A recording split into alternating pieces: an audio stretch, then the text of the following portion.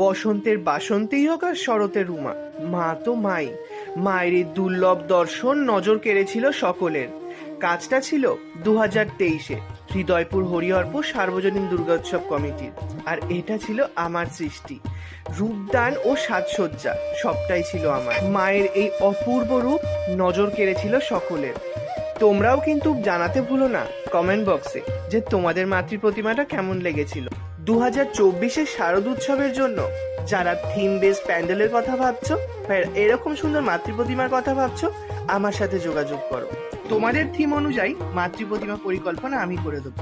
প্রতিমাগুলো বানিয়েছিল হাত খোলার হরিপদ মৃৎশিল্পায়নের তারকপাল, কিন্তু অঙ্গসজ্জার রূপদান ও পরিকল্পনায় ছিলাম আমি। এগুলো হলো 2023-এর আরো কিছু কাজ। এটা ছিল বারাসাত সন্ধানী ক্লাবের, এটাও রূপদান আমি করেছিলাম। তার সাথে এই মূর্তিটা দেখো, কি অপূর্ব রূপ।